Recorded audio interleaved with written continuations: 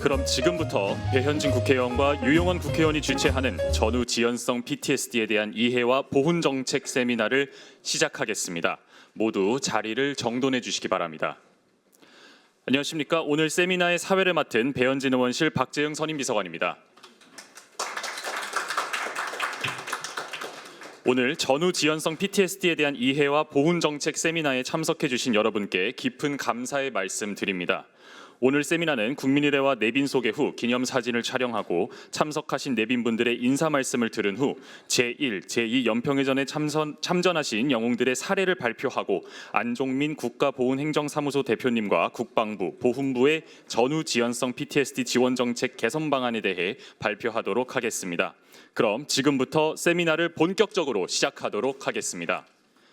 먼저 국민의례가 있겠습니다. 모두 자리에서 일어나 정면에 있는 국기를 향해 서주시기 바랍니다.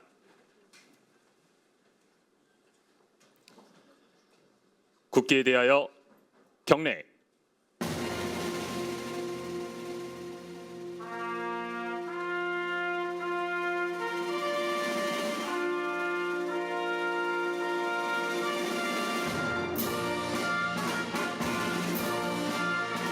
나는 자랑스러운 태극기 앞에 자유롭고 정의로운 대한민국의 무궁한 영광을 위하여 충성을 다할 것을 굳게 다짐합니다.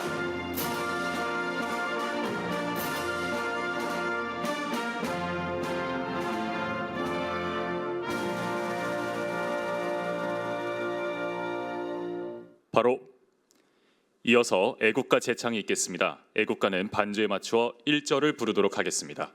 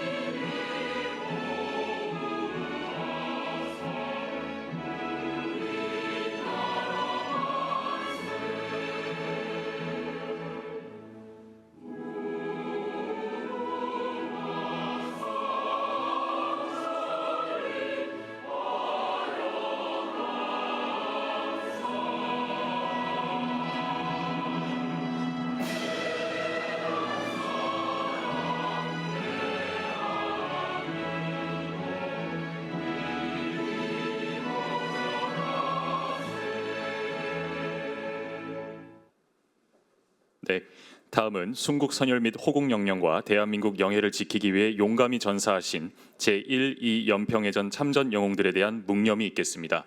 일동 묵념.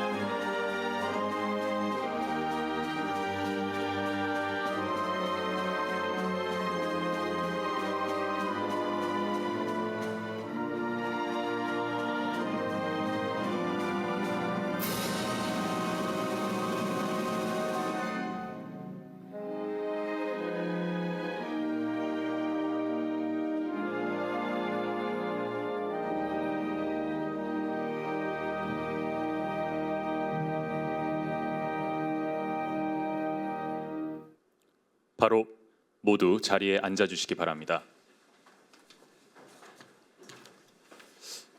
본격적인 오늘 행사의 진행에 앞서서 오늘 정말 귀한 손님께서 우리 세미나에 자리해 주셨습니다.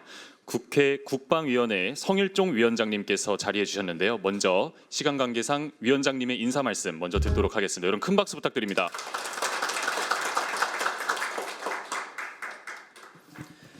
네, 성일종 국방위원장입니다. 세미나 다니면서 주관하시는 우리 유영훈 의원님이나 배현진 의원님이 먼저 말씀을 안 하시고 저보고 시키는 게 국회 역사상 처음인 것 같아요.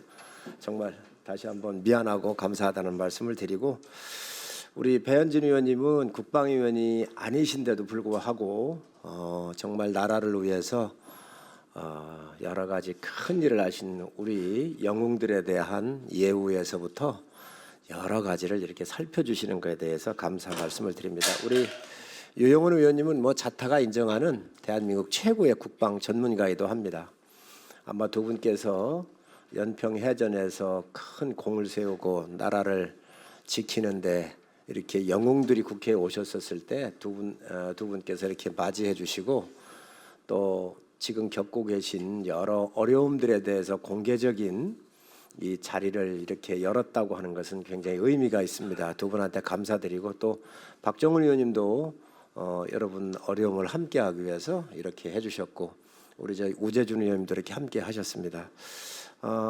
우리 여기에 와 계신 우리 연평해전의 영웅들한테 다시 한번 감사를 드리고, 또 김한나 회장님 큰 역할 해주고 계신데 가족들 대표해서 앞으로도 이런 어렵고 힘든 일에 앞장서서 해주시는 것에서 감사를 드리고 저희도 지원하겠다는 말씀을 드립니다.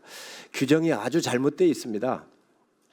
그리고 국가를 위해서 헌신하고 공을 세운 분들에 대해서 정말로 국가는 모든 것을 해드려야 됩니다.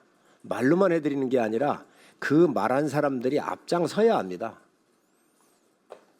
연평해전을 통해서 정말 나라를 지키고, 또 유독 연평해전뿐만이 아니라 다른 곳에서도 국가를 위해서 헌신하셨던 분들에 대한 예우는 정확하게 해드려야 되고, 특히 그러한 전쟁을 겪고 난 외상 후 스트레스, 이러한 부분들이 지금 현재 6개월 이내에만 이게 진단받아야 유효하다고 하는 이런 허들이 있다고 하는 것은 부끄러운 일입니다.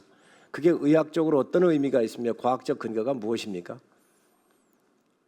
정말 잘못되어 있다고 생각을 합니다. 오늘 제기하시는 여러 문제점들을 잘 저희가 받아서 이 부분에 대해서 저희가 법안으로 가능한 빨리 여기 계신 유영훈 의원님, 배현진 의원님과 함께 이 부분을 조속히 해결하겠다는 말씀을 드립니다.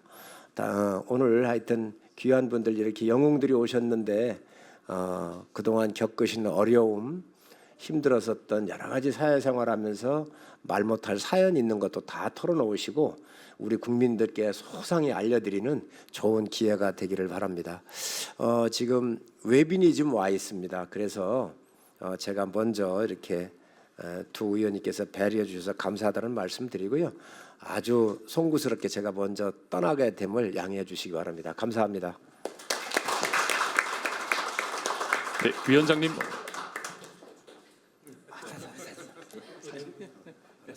그냥 우리가 앉고. 예, 그러면 먼저 기념사진을 촬영하도록 하겠습니다. 참석해주신 내빈분들께서는 모두 앞으로 나와주시기 바랍니다. 네, 우리 참전용사분들 모두 앞쪽으로 자리해 주시면 감사하겠습니다. 그 아주 좋은 생각이에요. 우리 영웅들이 이제 빨리 다 왔죠.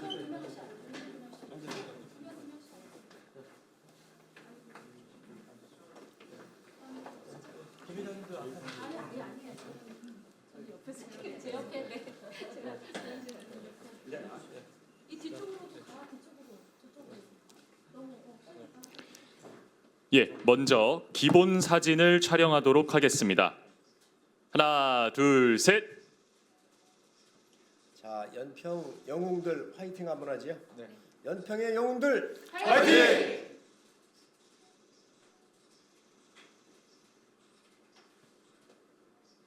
네, 감사합니다.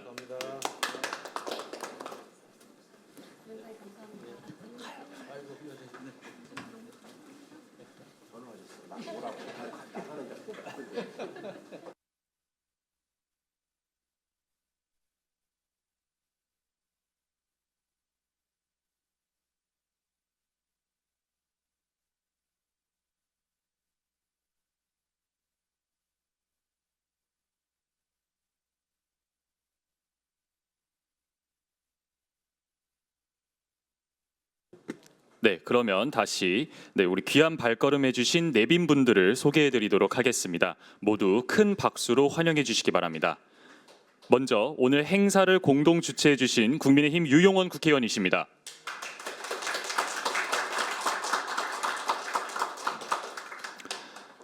다음으로 오늘 행사를 공동 주최하신 국민의힘 배현진 국회의원이십니다. 다음으로 오늘 행사를 주관하시고 고 한상국 상사의 아내이시자 영웅을 위한 세상 대표를 맡고 계신 김한나 대표님 오셨습니다.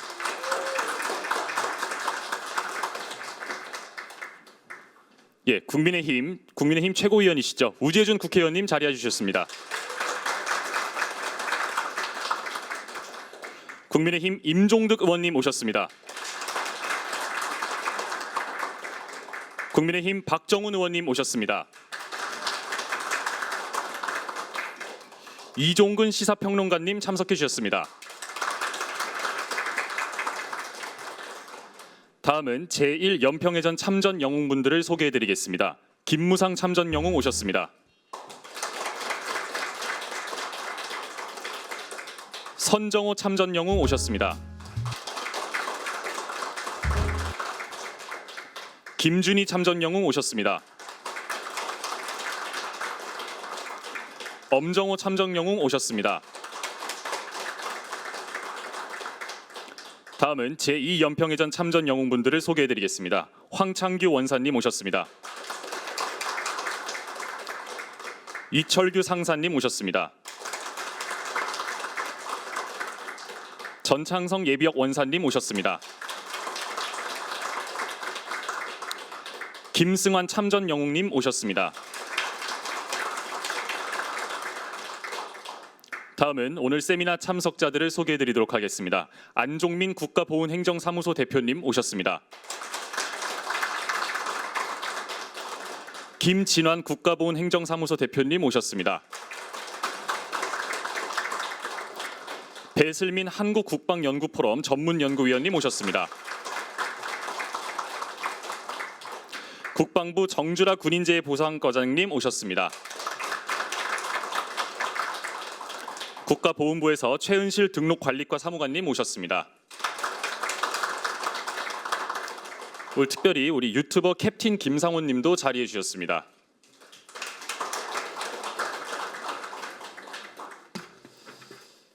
네, 다음은 오늘 행사를 공동 주최해 주신 유용원 국회의원의 인사 말씀이 있겠습니다. 모두 큰 박수 부탁드립니다.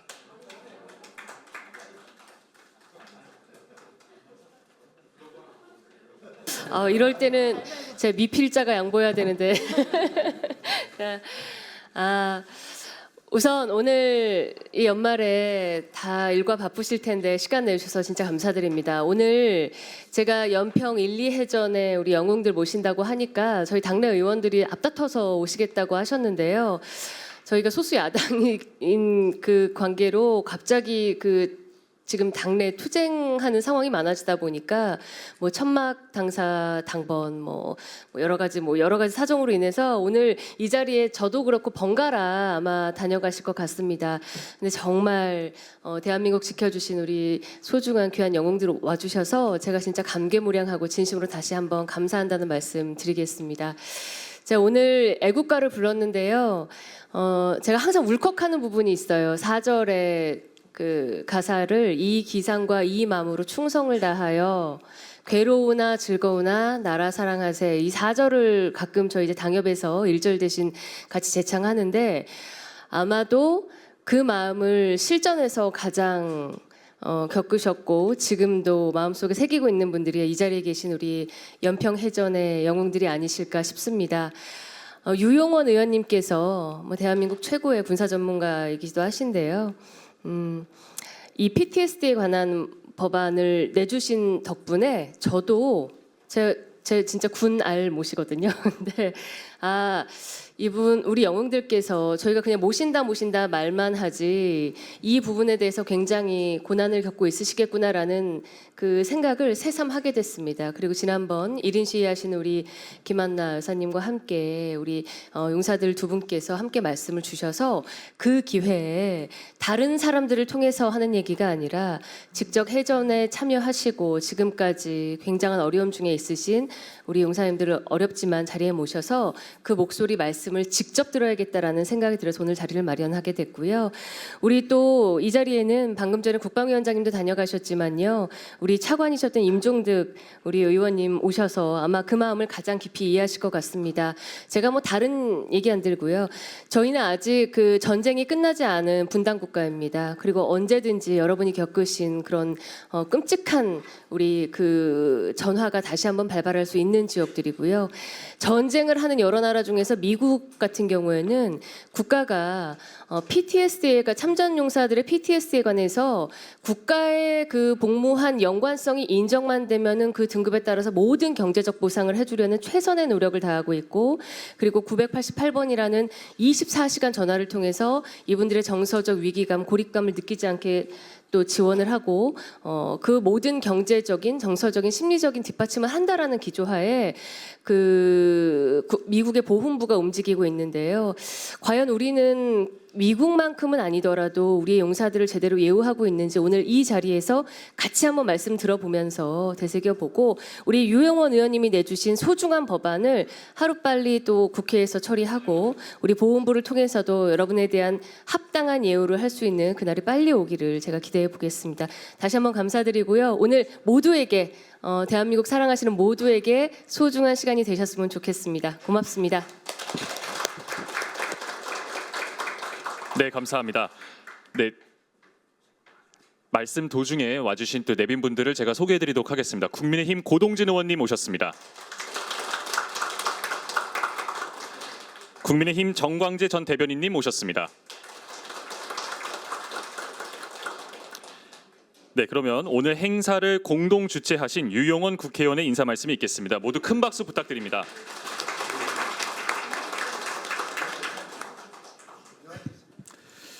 네, 안녕하세요. 유용원입니다.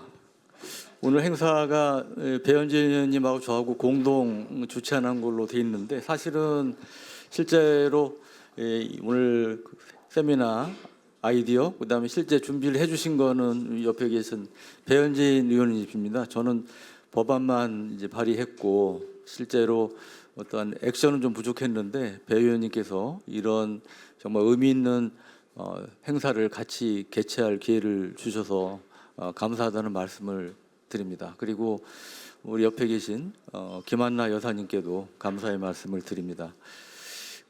오늘 이제 제1, 2차 연평해전 참전 영웅들이 다 이제 참석하고 계신데, 사실 1차 연평해전이 이제 1999년 6월 15일에 있었는데 1차 연평해전은 우리의 완전한 대승, 그러니까 어떤 전사자라든지 이런 희생자가 없이 완전한 승리로 이렇게 평가를 받다 보니까 상대적으로 이 참전하셨던 분들의 희생, 제가 말씀드린 희생은 PTSD를 포함한 이제 그런 개념인데, 여기에 대한 평가, 보상이 제대로 이루어지지 않은 것 같습니다. 그래서 그와 관련해서 제가 당시 전문 기자로 국방부를 출입하면서 그 상황을 다 지켜봤었기 때문에 아시는 분 뭐 자세히 아시겠지만 모르신 분도 많을 것 같아서 참고로 좀 말씀을 드리겠습니다. 그때 6월 15일에 교전이 있었지만 실제로 북한 함정들이 NLL을 침범하기 시작한 것은 6월 6일 선충일부터로 알고 있습니다. 맞죠?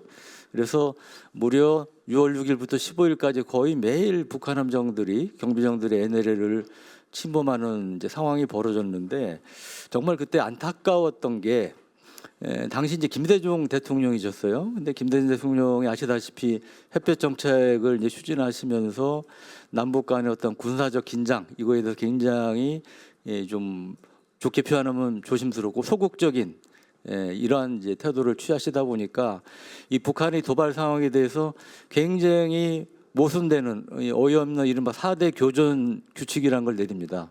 그 4대 교전 규칙이라는 게 뭐냐면, 첫째, 북방 한계선 NLL은 지켜라. 근데 둘째, 이게 참 굉장히 중요한 대목입니다. 우리가 먼저 사격하지 마라, 쏘지 마라.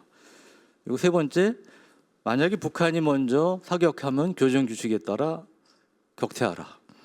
그리고 네 번째는 확전하지 마라. 확전이 되지 않도록 노력하라. 그러니까 이게 보면 굉장히 모순되는 이러한 이제 내용인데 이제 군에서는 이거를 따를 수밖에 없는 거죠. 그러니까 북한 함정들이 NL을 내려오더라도 이 경고 사격도 제대로 못하는 겁니다. 그래서 이제 고육지체로 나온 게 밀어내기 아닙니까? 배와 배가 부딪혀서 막는, 쉽게 얘기해서 몸으로 때우는 정말 위험천만한 이러한 이제 상황이 벌어진 거고요. 그래서 실제로 6월 15일에 우리 고속정이 북한 경비정을 들이받아서 일부는 북한 경비정 위에 올라탔다가 어렵게 빠져나오는, 그래서 북한 그 수병들이 장전하고 얼굴 표정까지 이제 볼 수 있었던 이러한 정말 우리가 지금 상상할 수 없는 이런 일이 벌어졌고, 그만큼 아마 이따 우리 참전 영웅들께서 말씀해 주시겠지만 그때 어떤 겪은 정신적인 스트레스, 고통 뭐 이런 것들은 아마 말로 형언하기 어려웠을 것으로 보여집니다. 그런데 아까 말씀드린 뭐 전사자도 없고 뭐 그러다 보니까 그냥 뭐 잊혀진 일처럼 돼서 그런 부분들이 굉장히 우리가 미흡했다는 생각이 들고요. 저도 국방 분야 기자로서 오래 담당했고 국방이 담당하고 있지만 상당히 그 부분에 대해서는 송구스럽게 생각을 합니다. 하여튼 뒤늦게나마 이런 자리가 마련됐고 법안이 발의가 됐는데, 아까 우리 배 의원님도 말씀하셨지만 여기 계신 분들뿐 아니고 제가 생각할 땐 여당 의원님들도 이 부분에 대해서는 반대하실 분이 없지 않을까 생각을 합니다. 오늘 말씀 경청하고요. 여러분들이 희생, 고통 을 최대한 지금 뒤늦게라도 조금이라도 보답이 될 수 있는 길을 찾도록 도움이 되도록 노력을 하겠습니다. 감사합니다. 네, 감사합니다. 다음은 국민의힘 최고위원이신 우재준 국회의원의 인사 말씀 있겠습니다. 여러분 큰 박수 부탁드립니다.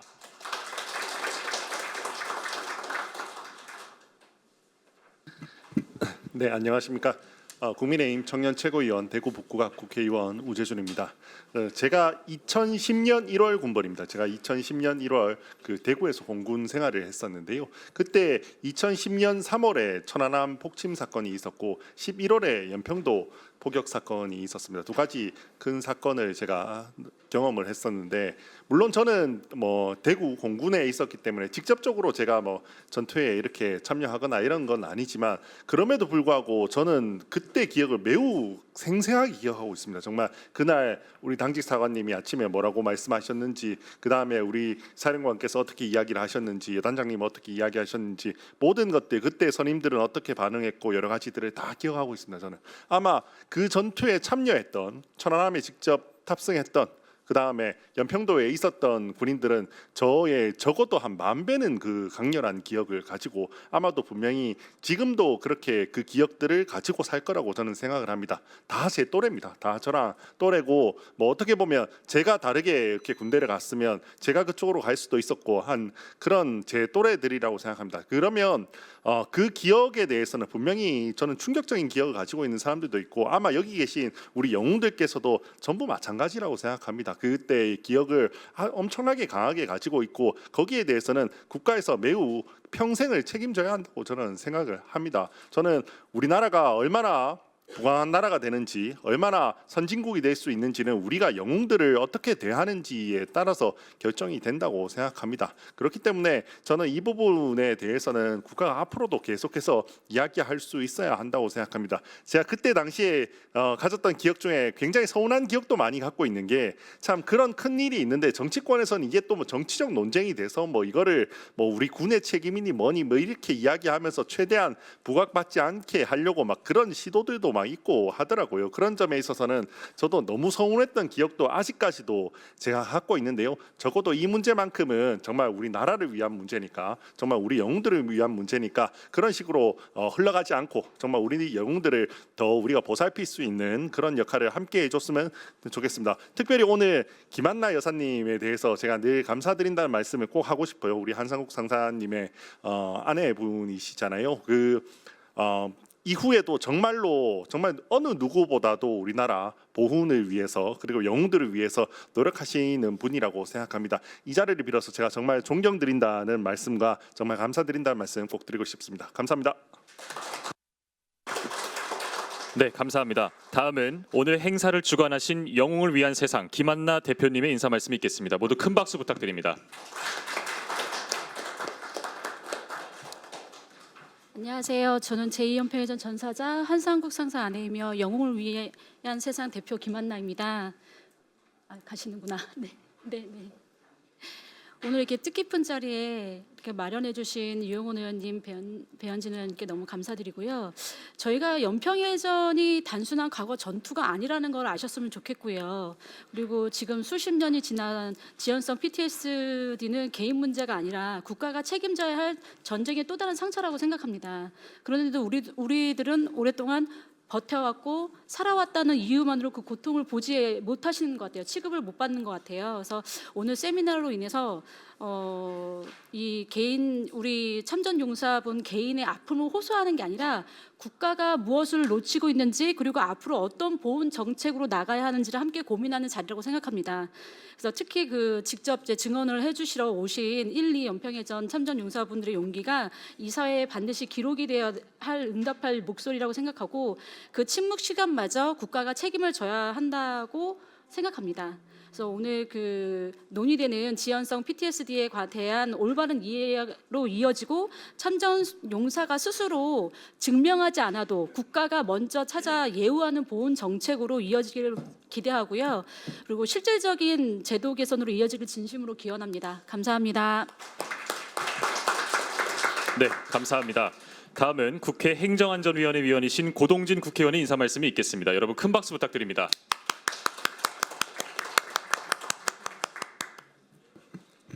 예, 이 국방과 그 보훈이라고 하는 것은 우리 보수 정당이 지켜야 할 가장 중요한 가치 중에 하나입니다. 그래서 저도 올해 이 증후군 관련된 참전 용사분들과 면담도 몇 차례 가졌고 저 또한 법안을 낸 상태입니다. 그래서 오늘 이 행사가 매우 뜻깊은 행사다라고 생각을 하고 제가 우리 이제 김 여사님 1인 시위 하시는데 한 번밖에는 못 갔는데 또 한 번 가겠다라고 두 번 갔었군요.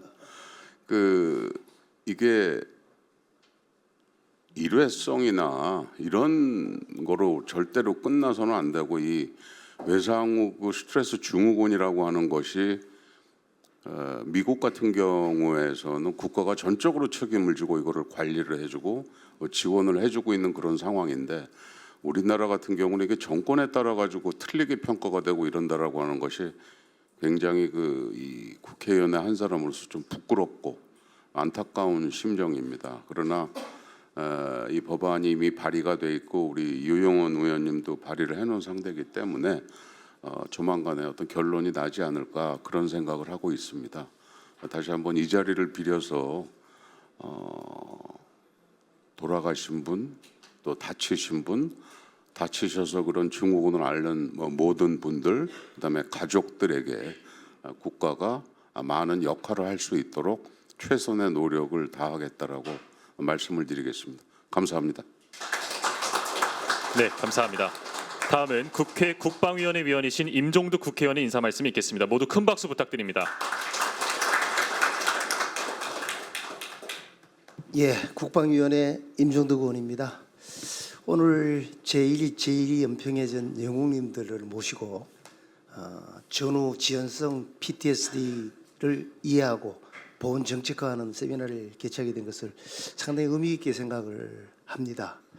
이런 멋진 자리를 만들어주신 우리 유영훈 의원님, 변진 의원님께 감사를 드리고 우리 김한나 여사이기도 하지만은 영웅을 위한 세상의 대표님이시고 실제로 국방부, 보훈부에 여러 가지 접촉을 하면서 우리 영웅들을 위한 권익을 찾기 위한 노력을 순수하시면서 아까 우리 의원님께서도 말씀하셨지만은 앞에서 여의도 앞에서 시위도 하고 이렇게 하면서 앞서고 있습니다. 저희들이 보고 많은 걸 느끼고 있고 힘을 모아야 되겠다는 생각도 가지고 있습니다.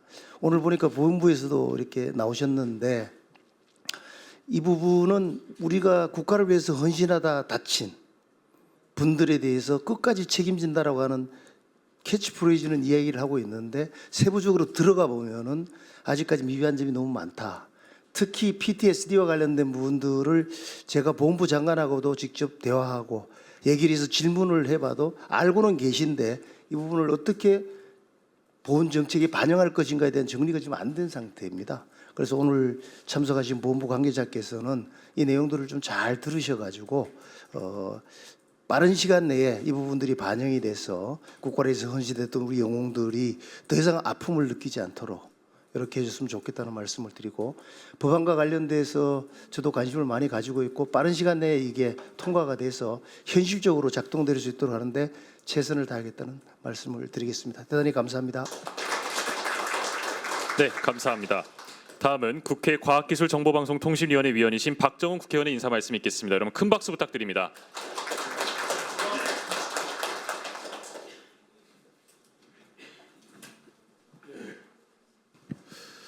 과방위하고 국방위는 많이 관련이 없고 과방위는 상당히 국방이 남북이 대치하는 것만큼 싸우는 그런 상임이죠. 여러분들 많이 보셨을 겁니다. 제가 이제 교회에 다니다 보니까 아까 그 영웅들을 위한 묵념 시간에 우리 영웅들의 희생이 우리나라 안보를 위해서 귀하고 소중하게 쓰이도록 해달라고 기도를 했습니다.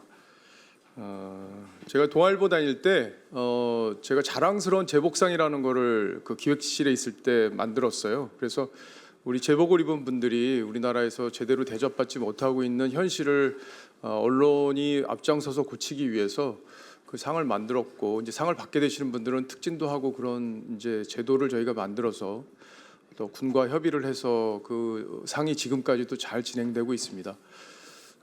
우리 영웅들이 이 해전을 통해서 많이 희생되고 또 북한을 적으로 부르지 못하는 정부와 그 정당으로부터 마음에 더 큰 상처를 받으신 건 아닌가 해서 정치하는 한 사람으로서 큰 책임감을 느낍니다. 오늘 이 자리가 여러분들의 아픔을 달래드리고 또 여러분들에 대한 대우나 이런 것들이 지나치다는 말이 나올 정도로 앞으로 고쳐 나가는데 저도 앞장서도록 하겠습니다. 우리 임종덕 의원님 제가 법안 통과시킬 수 있도록 제가 열심히 괴롭힐 거고요. 저와 가까운 성일종 의원님도 정말 괴롭히겠습니다. 그래서 여러분들이 마음이 뿌듯하게 그렇게 대한민국을 자랑스럽게 여기면서 우리 안보를 책임지는 그 기억으로 남도록 저도 힘을 보태겠습니다. 고맙습니다. 네, 영웅을 기억하는 대한민국 인류 보훈을 위해 노력하시는 모든 분들을 위해 큰 박수 한번 부탁드리겠습니다. 네, 그럼 지금부터 본격적으로 세미나를 시작해 보고자 합니다. 다음은 제1연평해전 참전 영웅이신 김준희 용사께서 사례 발표를 해주시겠습니다. 모두 큰 박수 부탁드립니다. 먼저 이 자리를 마련해 주신 유용원, 배현진 국회의원님께 깊은 감사를 드립니다. 국가가 외면한 영웅들의 상처 이대로 괜찮은가? 발표자 김준희입니다. 소개 및 참정 내용. 1999년 6월 15일 저는 해군 참수리 325정 통신병으로 제1연평해전 참전한 김준희입니다. 오전 9시 30분경 북한 경비정과의 교전이 발생하여 우리 함정은 집중 사격을 받았습니다. 당시 저는 통신실에 있었으며 격렬한 폭격과 총격 속에서 통신 장비 유지 및 통신 업무를 수행 중이었고 전투 후 안지영 정장님, 허욱 기관장님, 서두건 전자장이 총알과 파편에 의해 상처를 입고 피를 흘리며 통신실로 이송되었습니다. 그때부터 통신실은 임시 의무실로 되어 정장님, 기관장님, 전자장이 피를 흘리는 모습을 보니까 저도 자발적으로 의무지원 임무를 수행하게 되었으며 피가 흐르는 곳을 찾아 지혈을 의무병과 같이 돕게 되었습니다. 통신실 바닥은 피범벅으로 되고 피 냄새도 많이 난 중에도 죄송합니다. 다친 전후에 헬기 이송을 도왔고 심지어 함정이 파손되어 바닷물이 내부로 유입되는 상황에서 세기 및 펌프로 바닷물이 못 들어오게 하는 작업을 하면서 이함대로 복귀했습니다. 복귀 후 이함대에서는 325호정을 수리하여 다시 연평도 해상으로 작전을 보냈고, 지금도 그때의 생각을 하면 하루하루 목숨을 나누며 국방의 의무를 했던 것 같습니다. 죄송합니다. 해전 이후 이러한 참혹한 현장의 기억은 제 마음에 깊은 상처로 남고 시간이 지나도 잊혀지지 않았습니다. 반복되는 악몽, 갑작스러운 불안감, 공황 증세, 군 관련 뉴스나 소리에 더 고도하게 반응하는 등의 증상이 계속되었고, 25년이 지난 지금도 당시의 기억은 지워지지 않고 저의 일상과 건강에 깊은 영향을 미치고 있습니다. 국가 보상 및 국가용자 신청에 대한 알게 된 계기는 장애 보상금, 국방부 상해연금에 알게 된 계기는 김한나 선생님 때문에 알게 되었습니다. 김한나 선생님이 국회 앞에서 시위하는 것을 알게 되어 제1연평해전 비해당 수병들도 동참하게 되면서부터 알았고, 국가유공자 신청은 2023년도 같이 참전했던 고 김우일 전우 장례식을 통해 전우들을 오랜만에 만났는데 저하고 똑같은 증상이 전우들을 호소하고 있어 국가유공자 신청을 하게 되었습니다. 현재 받는 보상과 치료비 지원은 제1연평해전 참전 장병 8명이 국가유공자 신청을 했으나 당시 의료 기록이 없고 만기 전역했다라는 이유 등으로 전원 비해당 처분을 받았습니다. 다시 재심을 청구하여 4명 해당, 4명 비해당 결과가 나왔고, 현재 비해당 4명은 보상을 받지 못하고 현재 행정심판을 준비 중입니다.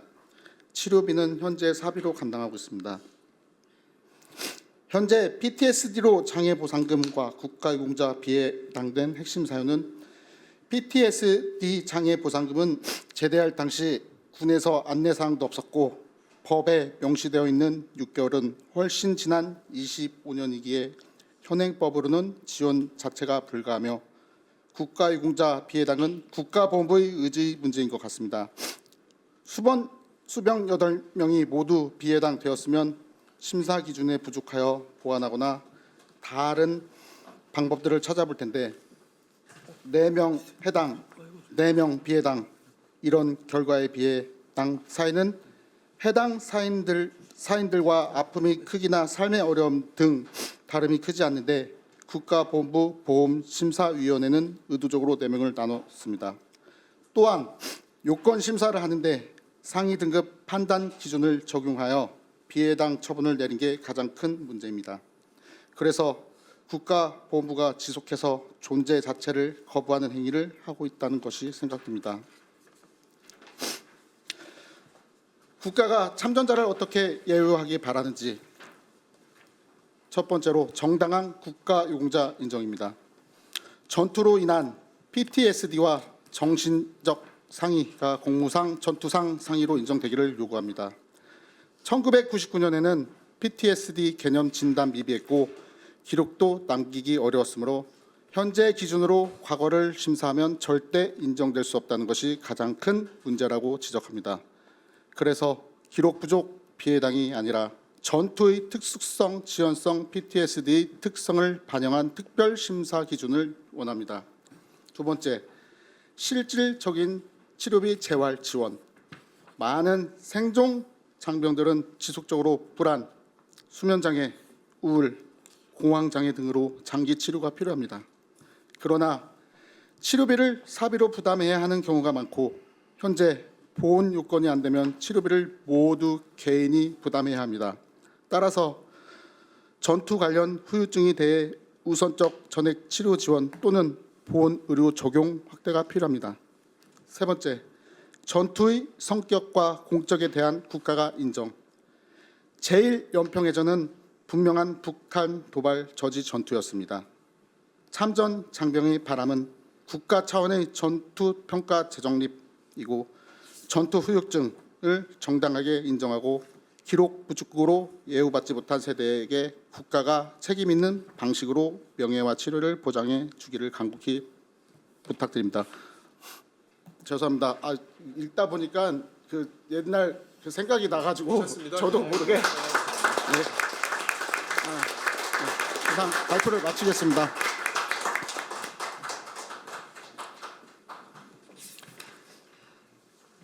네, 전후 지연성 PTSD에 대한 지원이 얼마나 절실한지 정말 잘 발표를 해주신 것 같습니다. 그 세미나를 진행해 주시는 동안 또 귀한 발걸음 해주신 내빈분들을 소개해드리도록 하겠습니다. 먼저 개혁신당의 천하람 원내대표님 참석해 주셨습니다. 국민의힘 김성원 국회의원 참석해 주셨습니다. 네, 그럼 다시 세미나를 진행하도록 하겠습니다. 다음은 제1연평해전 참전 영웅이신 선정우 용사께서 사례 발표를 해주시겠습니다. 모두 큰 박수 부탁드립니다.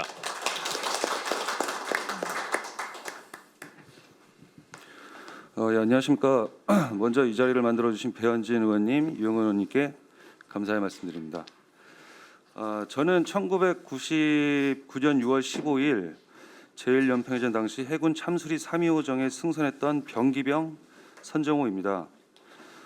당시 함수 41mm 포안에 승선 인원 중 가장 전방에 배치되어 있었습니다.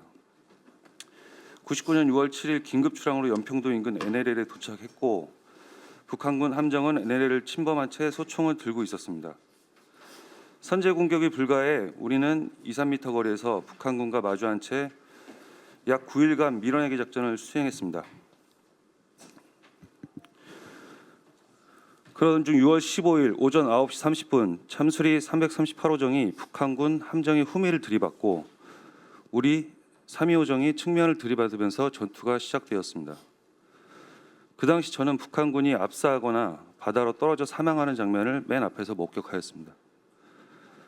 곧이어 북한군의 발포가 시작됐고 방탄되지 않은 포안에 생존을 위해 41mm 포로 적군을 사격할 수밖에 없었습니다. 그날의 장면, 사망한 북한군의 모습과 눈빛, 총성, 동료들의 비명소리, 흥건한 핏자국, 피비린내는 지금까지도 생생하게 떠오르며 지워지지 않아 저의 정신을 괴롭히고 있습니다. 국가 보상 및 유공자 신청에 대해 알게 된 계기 말씀드리겠습니다. 장애보상금 상해연금에 대해서는 최근 안종민 행정사님 소개로 김한나 대표님을 함께 집회하면서 알게 되었습니다. 이 자리를 빌려서 안종민 행정사님, 김한나 대표님 감사의 말씀드립니다. 국가유공자 신청에 대해서는 23년도 같이 참전했던 고 김우일 전후 장례식을 통해 오랜만에 전우들과 연락하게 되었으며 서로의 삶에 관한 이야기를 공유하는 과정에 다 같은 증상을 겪고 있다는 것을 알게 되면서 용기를 내어 정신과 치료를 받아 유공자 신청을 하게 되었습니다.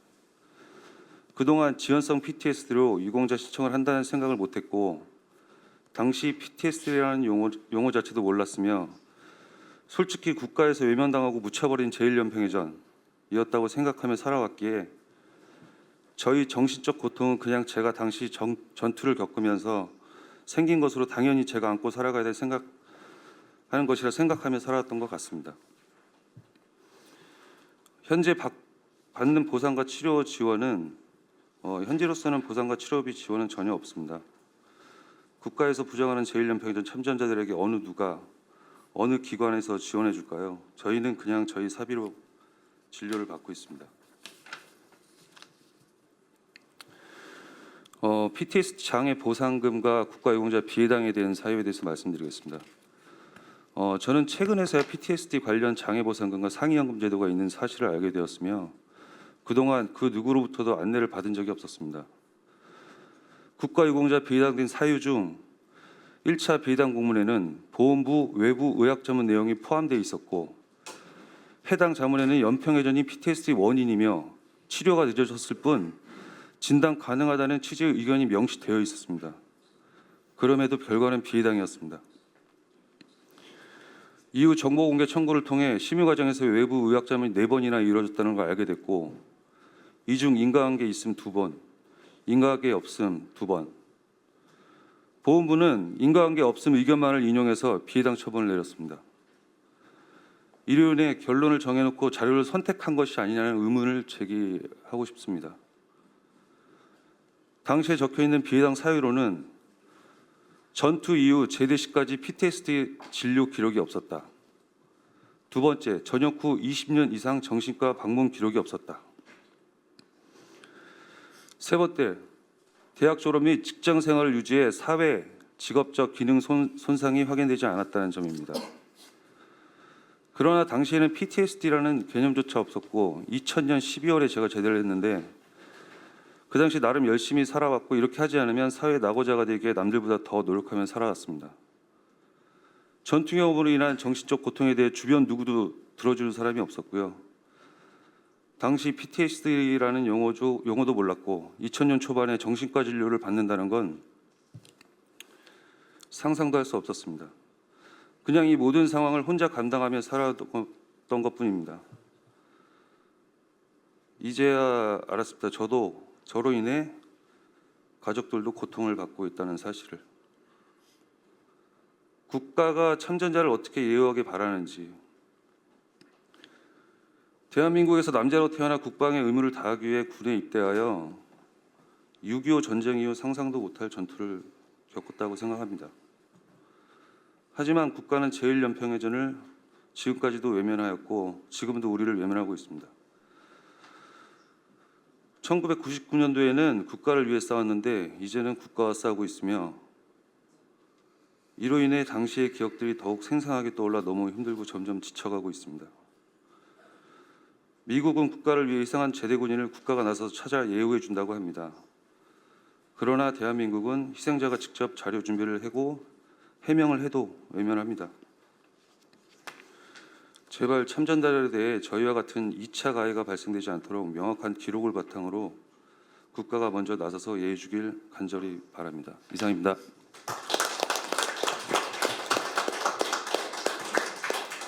네, 다음은 제2연평해전 참전 영웅이신 전창성 예비역 원사께서 사례 발표를 해주시겠습니다. 모두 큰 박수 부탁드립니다. 안녕하십니까. 먼저 이 자리를 마련해 주신 영희세 대표 김한나 형수님하고 의원님들 그리고 그 전상 군경을 위해서 불철주야 열심히 고생하시는 안종미 대표께 감사의 말씀을 전해드리겠습니다. 저는 그 98년 8월에 입대해서 2000년 6월 29일 제2연평해전 당시 고석정 357 전자장으로 승조하여 북한의 기습 도발 속에서 여러분이 잘 알고 계시는 전 국방부 차관 이완 그때 당시 중위를 최초로 구하고 은폐시킨 후에 그분이 한 지시를 임무 수행을 하다가 좌측 어깨에 장애가 남는 상처를 입었습니다. 그리고 전투 경험 속에서 비롯된 지연성 PTSD를 겪고 현재 정신과 치료 중인 예비역 해군 원사 전창성입니다. 이 국가 보상과 유공자 신청을 알게 된 건 저희 2연평해전 전우들이 유공자 신청을 하는 과정에서 엄청 많이 고생하는 것을 봤습니다. 그리고 그래서 그때 알게 되었고 저녁을 마음 먹으면서 안종민 대표의 도움으로 많은 정보를 얻게 됐고 알게 되었습니다. 그러나 정작 제가 군 생활을 28년 정도 했는데 군대에서는 이 관련된 정보가 거의 없습니다. 이 중요한 이 내용을 전직 교육이라는 그 교육 때 1시간 정도를 하는데 공지사항 중에 그 내용이 잠깐 포함되어 있습니다. 물론 PTSD에 대한 내용 이런 건 없습니다. 현재 제가 받은 보상은 지연성 PTSD와 좌측 팔 장애에 관련해서 가장 최근에 장애 보상 등급 2급을 판정받아서 보상을 받았고요. 25년 11월 28일에 상위연금 신청해서 부적격 판정을 받았습니다. 그리고 25년 7월 1일 접수한 국가 유공자 신청을 아직 기다리고 있는 중입니다. 그 외에 의료비나 뭐 그런 것들은 제 사비로 부담하고 있습니다. 제 PTSD 및 그 상위연금 신청이 비해당된 사유가 이건 제가 공문을 그대로 인용해서 썼는데 침승적 재경험 불명 과각성 등의 증상으로 인해 약 2년가량의 정신과적인 외래 치료를 시행하였으나 입원 치료의 기록이 부재한 것으로 보아 입원 치료가 필요할 정도의 장애 상태라고 보기 어렵다. 2002년 외상 경험 이후 약 23년 이상 근무후 신점을 고려했을 때 상위 등급이 비해당된다. 그리고 팔의 장애 같은 경우는 좌측 어깨의 경우 정상 가동 범위 500도에 비해 액티브롬 250으로 2분의 1 정도 제한되고 3대 관절 중 1개의 관절임에 따라 상위 등급이 비해당된다라고 공문을 받았습니다. 위 사유를 제가 살짝 이해할 수 없는 게 이게 입원 치료가 굉장히 필요했다면 제가 2002년도 당시에 5개월을 군병원에 입원해 있었습니다. 근데 그때는 아무도 이 정신과적인 치료가 없었고, 그다음에 제가 정형외과적으로도 치료가 끝날 때쯤에 뭐 물리치료라든가 뭐 등의 재활치료라든가 그런 것도 없었습니다. 그냥 바로 퇴원시켰거든요. 아마 그때쯤 정신과적 치료와 재활치료를 했으면 지금 현재 상태보다 더 좋은 결과가 있지 않았을까 하는 아쉬움이 있고요. 그리고 23년 이상 근무해온 동안 제가 느끼기에 국방부 및 해군 관계자 누구 하나 관심이 있어서 이런 어려움이 있는 대원들을 관리하는지 정말 이건 물어보고 싶었습니다. 뭐 지금도 그렇지만 제가 부사관으로서 어떤 대원이 전입을 하면 정신과적 치료상 경험이 있으면 굉장히 지휘관이 부담을 느끼거든요. 근데 대놓고 정신과 치료를 하면 도대체 어느 지휘관이 저를 반기겠습니까? 이거는 특히 해군의 함정 특성상 근무지가 거의 1인 주특기 관련 담당인데 약간 입원하는 게 불가하다고 저는 생각합니다. 그리고 저희 부사관 같은 경우는 또 해상 근무 점수가 진급에 되게 절대적인 영향을 주는 해군인데 함정 근무가 정신적으로 너무 힘들어 함정 근무를 못하면 진급이 계속 밀립니다. 떨어지고 앞으로도 계속 희망이 없습니다. 그런데 후배들은 계속 진급을 합니다. 그리고 어느 순간 되면 상사 나이 정년이 다가옵니다. 이걸 정상적인 근무라고 판단을 국방부 상위원가라고 하셨나요? 그쪽에서 한 것 같은데 저는 이건 비정상이라고 약간 생각하거든요. 그래서 팔 같은 경우도 제가 고장난 어깨와 이제 팔꿈치 어깨가 상태가 안 좋은데 그 판정 부분에 3대 관절 중 1개 관절이 문제가 있다고 나왔더라고요. 제가 팔 상태 굉장히 안 좋거든요. 이거 뭐 장난삼아 이건 물로 썼는데 친구들이랑 맥주 500cc 마시려면 왼손으로 못 씁니다. 이렇게 안 돼서. 근데도 이걸 정상이라고 쓰셔서 어떤 면에서 정상이라고 정상이라고 이렇게 하셨는지 좀 의아합니다. 제가 어떤 예우를 바라는지라는 게 좀 고민이 많았는데 그냥 넋두리 비슷한 군 생활을 하면서 느낀 걸 그냥 썼습니다. 이 군인의 명예가 국가의 헌신한 공로와 희생에 대한 사회적 인정과 존경의 의미라고 쳐보니까 네이버에 있더라고요. 근데 이게 제가 28년간 군복무를 하며 제1연평해전도 참전을 했고 제2연평해전을 참전을 하고 복무 중 천안함 피격사건, 연평도 포격전, 대청해전이 다 있었습니다. 참전 장병의 한 군인으로서 느끼는 후속 대책은 정말 좀 너무하죠. 내 가족이 전사하여 만신창이가 된 유족들은 추서 진급이나 후속 대책 등을 위해 직접 발로 뛰고 목소리를 계속 혼자 내야 되고 내야만 약간의 변화가 있었습니다. 부상 장병은 성취하는 몸과 정신적 고통에서도 진급을 위해 다시 함정 근무를 해야 했습니다. 그리고 불과 7, 8년 전까지만 해도 1년에 한 번 체력 검정을 통과하기 위해서 의무대나 국군 병원에 가서 내가 무슨 참전 장병인데 어디가 아프고 그래서 이런 저런 종목을 못 하니까 좀 부탁드립니다. 소견서 좀 잘 부탁드립니다라고 계속 부탁을 했습니다. 군의관은 나를 그냥 꾀병으로 알고 있고요. 그리고 거의 20여년간 제2연평해전 행사 때마다 옆에 앉은 국회의원, 군 장성, 정부 인사 등에게 함정 근무를 어쩔 수 없이 할 수밖에 없는 이런 참전 부상 장병의 진급 개선 문제와 체력 검정 등을 얘기했습니다. 근데 현재는 실용성이 엄청나게 떨어지는 전공상자 진급 개선 문제가 이제 해군에 지금 나와 있고요. 그리고 체력 검정 문제는 공문에 한 줄 추가됐습니다. 전 사상으로 인한 체력 검정 불가시 제외시켜 준다. 이거 하는데 20년 걸렸습니다. 20년. 정말 개탄스럽습니다. 그리고 행사할 때마다 위해주는 척하는 예우 말고 제가 생각하는 예우는 실질적인 변화가 필요하다고 생각합니다. 또 꼭 참전 장병이 아니더라도 공상으로 인해 부상으로 몸과 정신적으로 힘든 장병들이 많습니다. 그리고 참전을 한 살아있는 부사관 이하 계급도 공적이 충분하면 훈장도 수여해서 자긍심도 심어주고 그들이 처해 있는 상태를 관리하여 조금 더 실질적인 지원과 대우로 군인으로서 헌신하는 만큼 대우받는 정책을 만들었으면 좋겠습니다.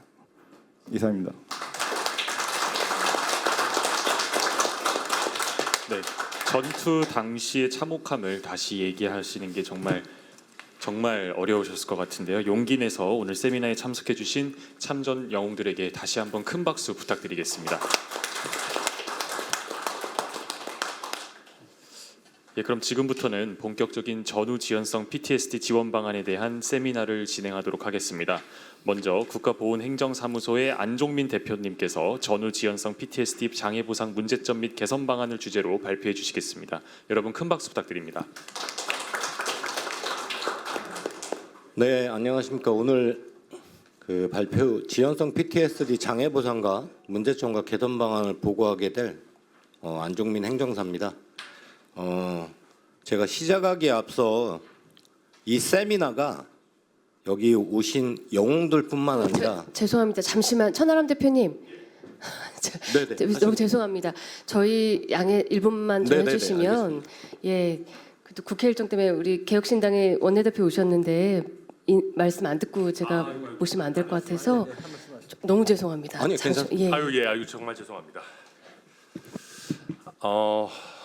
사실 우리 제1연평해전, 제2연평해전 같은 경우에 많은 분들 말씀해 주셨지만 이게 제대로 된 어떤 대우나 사후 조치, 예우라는 말은 좀 과할 정도로 굉장히 부족한 부분들이 있었고 또 예전과 지금의 이제 PTSD에 대한 인식과 어떤 거기에 대한 사후 처리 같은 것들이 굉장히 많이 차이가 있는데도 불구하고 왜 예전에 이렇게 하지 않았어라고 하는 기준만 굉장히 엄격하게 내세우면서 제대로 된 어떤 처리나 예우를 하지 못하고 있는 부분들이 있는 것 같습니다. 이게 굉장히 중요한 문제인데 우리 또 배현진 의원님 또 유영원 의원님께서 요즘 워낙 또 그 점심 때 집회도 하시고 너무 고생도 하시고 하시는데 또 그걸 잘 이렇게 하셔서 의미 있는 자리 만들어 주신 것 같아서 저도 굉장히 존경과 감사의 말씀을 드리고요. 이게 참 기준이라는 게 있고 이걸 참 정말 어려운 문제입니다만은 그래도 이번 토론회를 계기로 말씀 주신 것처럼 좀 실질적인 변화가 일어나도록 하는데 저도 함께 힘을 보태겠다라는 말씀드립니다. 이렇게 또 발언 기회까지 신경 써 주셔가지고 감사합니다. 감사합니다. 네, 그럼 안종민 대표님 다시 세미나를 좀 이어가 주시겠습니까? 네, 발표 계속 드리겠습니다. 천하람 의원님께서는 저희 한번 만나 뵙고 행사했었는데 감사합니다. 제가 이제 발표를 계속 드릴 건데 저는 이번을 계기로 해서 영웅들을 다시 예우할 수 있는 시작이 오늘로서 시작됐으면 좋겠다고 먼저 말씀을 드리고 개선 방안에 대해서는 간단하게 제가 발표를 계속해서 드리겠습니다. 저는 학군 37기로 장균 소위로 임관을 하였고 저도 훈련 중에 다쳐가지고 현재 국가유공자입니다. 그리고 제가 2020년부터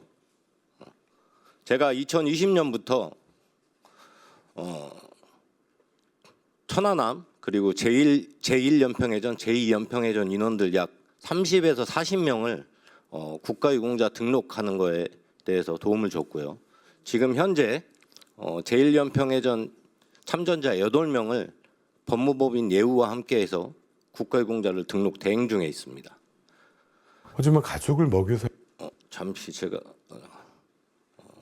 이 다음 게 이제 백종원 교수님께서 귀한 시간을 내주셔서 영상을 만들 수 있게 해줬고 제가 질의를 한 10가지를 했고 요 영상에 지금 제1연평 해전 인원들이 왜 안 되는지에 대한 걸 다 담았습니다. 그래서 너무 지루하지 않게 제가 한 3분 40초 정도로 준비를 했기 때문에 한번 들어보시고 백종원 교수님께서는 저와 같이 2020년부터 지금 천안함 인원들 그리고 제1, 2연평 해전 인원들 연평도 포격전 인원들 포함해서 계속해서 지금 지연성 PTSD에 대해서 지원을 아끼지 않고 계시고 2023년도에 트라우마 학회장을 했을 정도로 우리나라의 최고의 권위자십니다. 그래서 영상으로 짧게 볼 수 있도록 하겠습니다. 하지만 가족을 먹여 살려야 되니까 꾹 참고 그 시간을 견디고 버텨왔는데 그걸 거꾸로 일할 수 있었으니까 PTSD가 아닌 거다. 이런 반응을 듣는다면 마음이 어떻겠습니까? 안녕하십니까. 경희대학교 병원 정신건강의학과에서 근무하고 있는 정치과 전문의 백종우 교수입니다. 지연성 PTSD는 그 외상후 스트레스 장애 PTSD의 주요한 증상이자 또 진단 기준에 포함되어 있습니다. 이게 이제 외상후 스트레스 장애는 그런 트라우마 사건 이후에 재경험이나 과각성 회피를 특징으로 하는 질환인데 사고 직후에 안 생기고 2년, 5년, 심하면 10년 이후에도 발생하는 건들이 보고되기 때문에 지연성 PTSD라고 정의 내리고 있습니다. 대개는 직후에 시작했는데 모르고 살다가 나중에 발견되는 경우도 많습니다. 예를 들면 레이디 가가 같은 미국의 가수 같으면은 성폭력 이후에 PTSD가 생겼는데요. 본인도 5년 동안 몰랐습니다. 가수 생활했거든요. 그러면서도 증상은 계속 있었는데 그 트라우마 사건을 본인은 쳐다보고 싶지 않잖아요. 계속 외면하고 회피한 거죠. 그래서 5년 후에 응급실 의사의 간절한 권유로 정신과에 처음 가서 5년 만에 진단을 받습니다. 이런 경우는 PTSD가 직후에 생겼는데 나중에 진단된 거고요. 근데 이제 가장 마음이 아픈 부분은 국민의 생명을 구하려다가 이것도 부상을 입은 거 아닙니까? 그래서 고통을 겪었는데 그 고통을 스스로 증명해야 된다는 것입니다. 그리고 도와주는 사람을 역시 스스로 찾아야 된다는 것입니다. 그래도 우리 행정사님이나 이걸 잘 알고 열정이 있는 사람들을 만나면 그래도 준비를 잘해서 증명하는 데 도움을 받을 수 있는데 그렇지 못한 경우가 너무 많습니다. 그래서 미국에서도 이제 군인의 PTSD 입증 책임은 개인이 아니라 이제 국가가 가져가는 방향으로 해야 된다. 그래서 그 조사를 국가가 도와주거든요. 나의 고통을 국가유공자의 역할을 하신 분들이 증명해야 되는 상황이 너무나 안타깝고 괴롭다고 생각합니다. 나라를 위해 싸웠는데 많은 사람들이 여기에 존중하고 배려하고 그 고통을 알아주려고 하면 당연히 고통이 줄어들고 그래서 외상후 스트레스 장애는 심지어 우울증 불안장애보다 예방이 됩니다. 근데 그런 환경이 있었습니까? 그렇지 못했죠. 제가 제일 괴로운 것들이 이 2차 트라우마라는 게 꼭 누구 정치인의 망언에만 있지 않습니다. 단지 눈에 보이지 않는 상처라는 이유로 편견을 가지고 때로는 차별하죠. 왜 아직까지도 이렇게 시간이 오래 걸렸는데도 그런 생각을 하고 있냐. 그 다음에 고통 때문에 못하는 거를 안 하는 걸로 의지가 약한 사람이라고 보고요. 오히려 또 비난을 하기도 하고요. 이게 사실은 이후의 과정에서 2차, 3차 트라우마가 되기 때문에 더 나빠지거든요. 그럼 도움을 청하지 못합니다. 근데 나중에 결국 도움을 청하려고 이제 시작했더니 여태까지 도움을 청하지 않았다고 인정을 또 안 해준대요. 세상에 이렇게 억울한 일이 얼마나 어디 있겠습니까? 단지 눈에 보이지 않는다는 이유로 이게 인정받지 못하는 것은 대표적인 차별이라고 생각합니다. PTSD의 핵심 증상이 재경험인데 결국 이런 심의 과정 또 심지어 재판 과정은 가장 하기 싫은 얘기를 드러내야 되죠. 고통스러운 과정입니다. 내가 마치 선처를 구하는 약자의 마음으로 거기서 내 고통을 스스로 증명해야 되고 하지만 가족을 먹여 살려야 되니까 꾹 참고 그 시간을 견디고 버텨왔는데 그걸 거꾸로 일할 수 있었으니까 PTSD가 아닌 거다. 이런 반응을 듣는다면 마음이 어떻겠습니까? 여기서 끊겠습니다. 그리고 다음은 장애보상과 국가 보훈의 문제점에 대해서 간략하게 말씀드리겠습니다. 저 앞에서 지금 참전 영웅들께서 말씀해 주셨지만 제가 실질적으로 지금 현재 국방부 장애보상금의 문제는 지금 서해 수호 유공자들이 149명입니다. 149명. 149명 중에 장애보상금을 받은 인원은 몇 명일까요? 30명도 안 될 겁니다. 이게 문제가 뭐냐면 퇴직 후 6개월이라는 기간을 한정해둬서 이 기간 내에서만 심신장애 판정을 받아야 됩니다. 근데 두 가지 조건이 있어요. 첫 번째, 전상 판정을 해군본부에서 받아야 되고, 그리고 국군수도통합병원이나 군병원에서 심신장애 판정을 받아야 됩니다. 근데 현재 149명 중에 의병 전역을 한 인원은 5명입니다. 그럼 그 5명은 받았겠죠.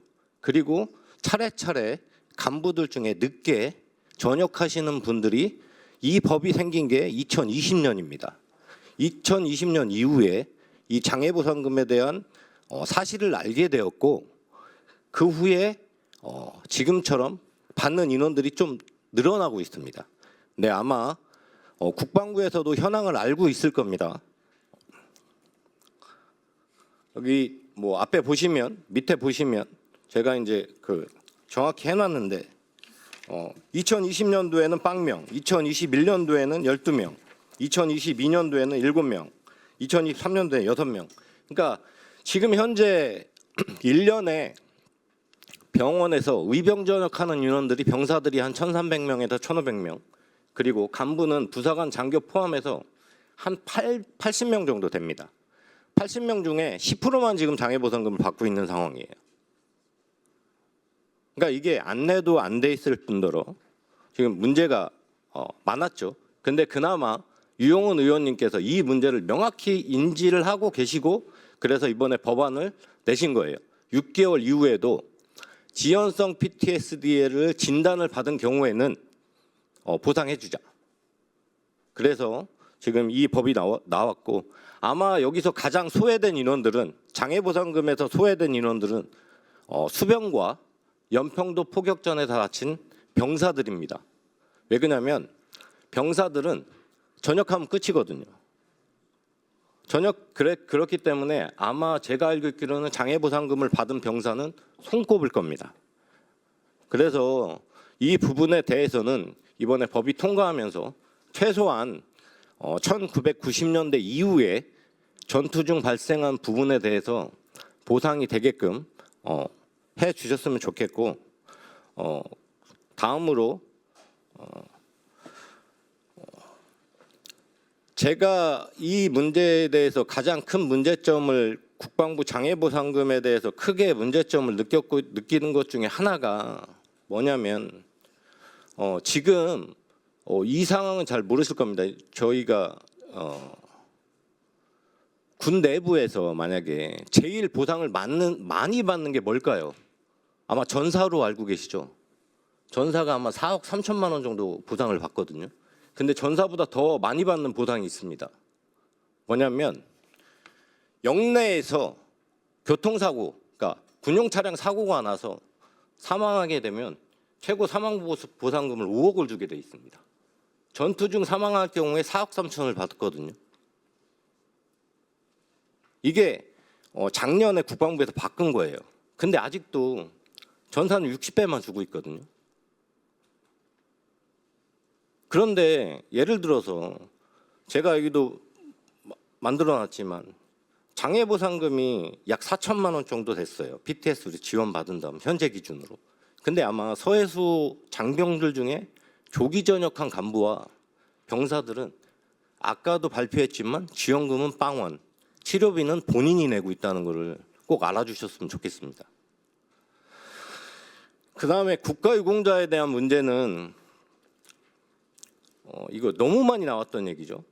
참수리호가 37m입니다. 그 같은 공간에서 거의 한 30명이 타고 있는데 같은 시간에 같이 전투를 했어요. 근데 국가유공자가 아니래요. 여기 계신 분들은 이게 이해가 되나요? 그런데 더 슬픈 거는 서해수호 장병 149명 중에 119명, 95%는 지금 국가유공자입니다. 근데 유일하게 제1연평해전 인원들은 국가유공자가 아닙니다. 지금 여기 법률안에 보면 명확합니다. 법률은 전투, 및 이와 관련된 행위 중 사망하거나 상해를 입은 사람. 그래서 명확하게는 과거에는 전투를 참여했는지 확인하고 PTSD 치료를 6개월에서 12개월 정도 뭐 검사를 받았는지, 그리고 필요시에 의학자문을 했단 말이에요. 근데 현재는 전투에 참여했는지 확인되고 24개월 이상 치료해야 되고 의학자문을 아까 여기 선정호 참전자께서 말씀하신 것처럼 4번이나 받았어요. 최초예요. 그리고 이게 문제입니다. 일상생활하고 직장생활을 했는지 여부를 갖다가 따지고 있어요. 이게 정권이 바뀔 때마다 기준이 바뀌고 있고, 그냥 장관 차관 보훈심사위원장은 지금 고무줄 놀이하고 있어요. 이때는 이만큼, 저 때는 저만큼. 그러니까 아까 의원님도, 유홍원 의원님도 말씀하셨듯이 그냥 자기들이 하고 싶으면 하고 하기 싫으면 안 하는 지금 주의거든요. 그리고 법률 요건에 명확하게 국가유공자 지위를 얻어야 되는 사람은 정확하게 나와 있어요. 전투 또는 이에 준하는 직무수행 범위. 전투 다 참여했잖아요. 국가수호 및 국민 생명의 보호에 관련된 정도. 국가수호 하고 있었고요. 본인의 과실 유무 정도. 과실이 없어요. 전투에 참여한 인원들은. 그런데 아까 말씀드렸다시피 어떤 걸로 갖다 놨냐.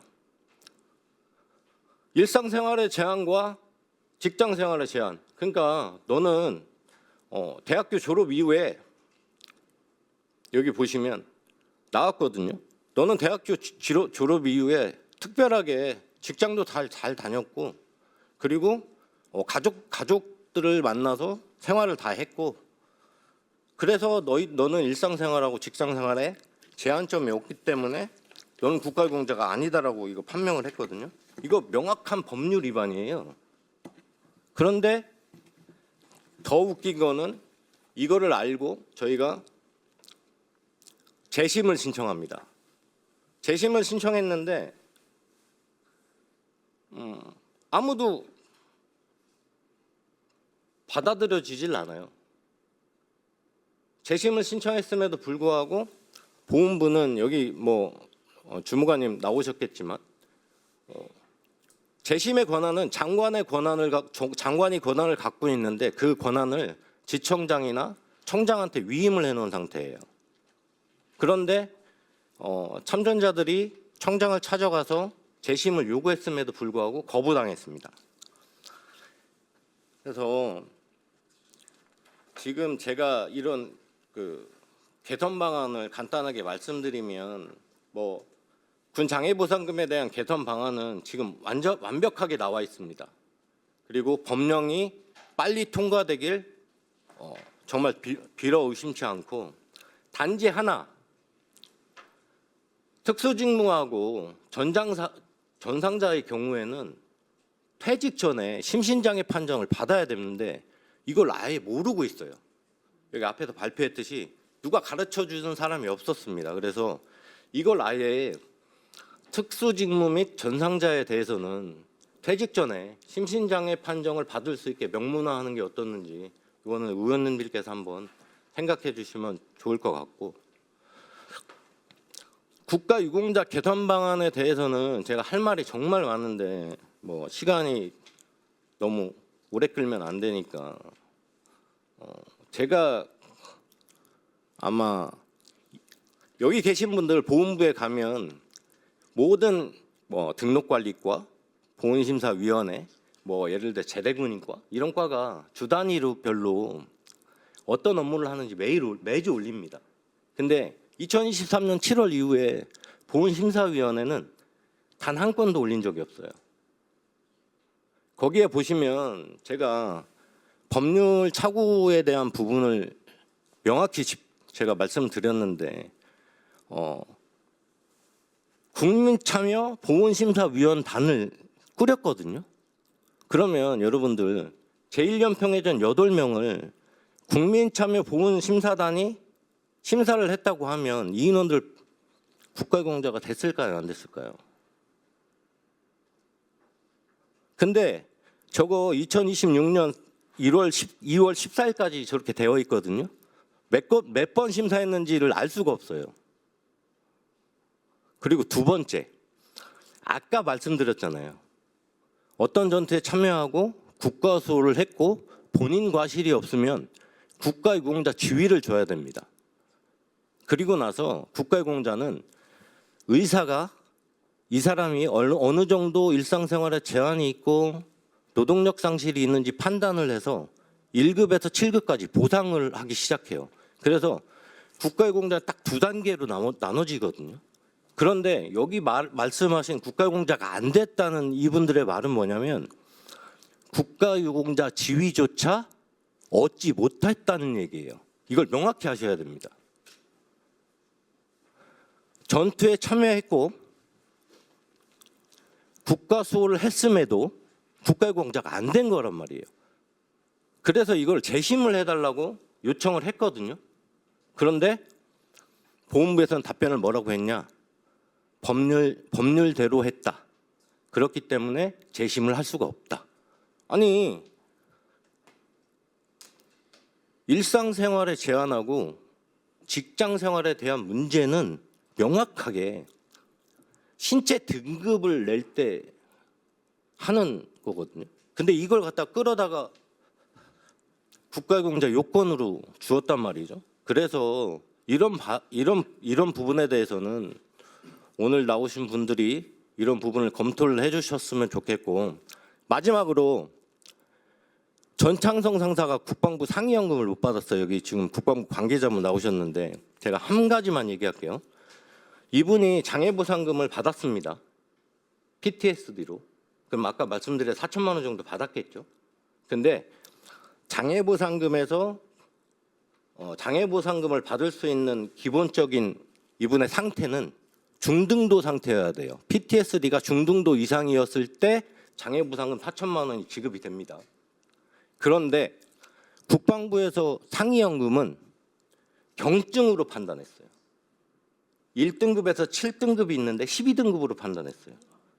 그러니까 국방부에서 지금 따로 놀고 있는 거예요. 장애보상금은 주고 국방부 상위연금은 너는 경증이니까 안 준다. 이렇게 된 거거든요. 그래서 이런 것들이 지금 너무 많이 일어나고 있다. 그래서 저는 이분들이 매번 불명예만 안고 있는 이런 것들을 이제 여기서 끊어버리고 정말로 이재명 대통령도 말씀하셨듯이 특별한 희생에 특별한 보상을 한다는데 이분들을 시작으로 특별한 희생에 대한 특별한 보상이 지금 시작됐으면 좋겠습니다. 이상입니다.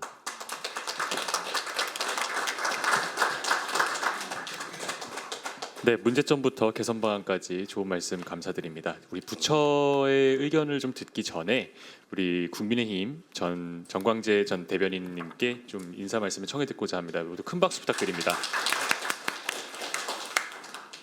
네, 오늘 귀하신 시간 내에서 참석해 주신 여러분 대단히 감사합니다. 사실 1999년에 아까 우재준 의원 얘기할 때 생각이 났는데 저도 군복무 중이었는데 1차 연평해전 당시에 전 미군 부대에서 근무했는데 한국군 견학을 간 상태였어요. 당시에 정말 연병장 전체에 울리는 사이렌 소리에 너무 놀라서 무슨 일이냐라고 했었는데 제가 그런 과정들을 미군들에게 설명해 준 경우도 있었는데 당시 현장에서 계셨을 여러분들이 겪을 공포 이런 것들 차마 짐작하기도 어렵습니다. 그러나 그 어려운 환경에서도 용기 내주시고 헌신해 주셨던 여러분들께 다시 한번 감사 말씀드리고요. 전 말씀하셨던 것 중에 이게 정권별로 보훈의 기준이 이렇게 고무줄처럼 왔다 갔다 한다라는 말씀 인상 깊게 들었습니다.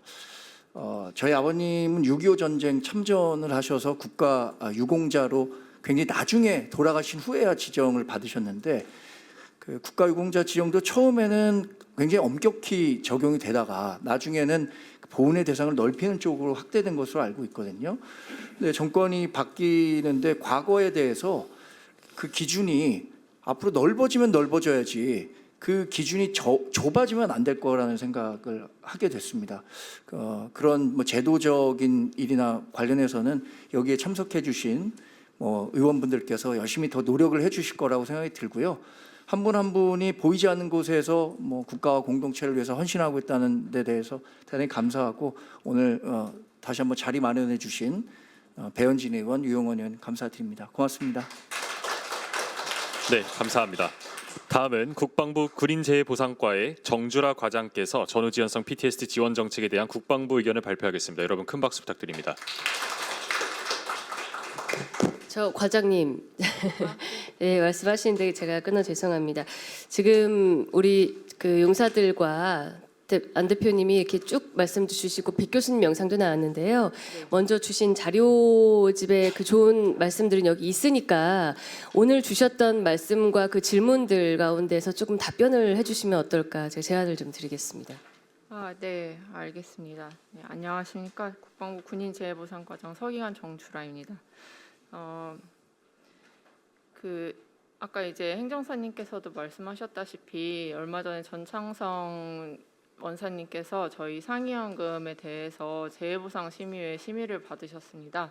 그래서 저희 재해보상 심의회에서 논의했던 내용은 전창성 전 원사님의 그 참전 사실과 어떤 유공에 대해서 인정이 되는 바이나 다만 현재의 그 신체 상태가 저희 군병원에서 군의관이 진료를 하였습니다. 진료를 직접 받고 어떤 상태를 점검을 해서 저희한테 안내를 보내온 게 이분의 그 상태가 정신과적 소견으로 봤을 때 어떤 그 상위 등급에서 요구하는 그만큼을 충족하지는 못한다 이런 그 의견을 보내왔습니다. 그래서 저희 재해보상심의위회에서도 의료위원님들께서 정신건강의학과 위원님도 계시고 또 다른 그 의학 그 전문 분야 위원님들도 계시는데 그분들께 의견을 여쭤봤는데 그분들께서 어떤 서면으로 일단 검토를 하신 바 그 군병원 군의관이 진단을 한 것과 마찬가지로 신체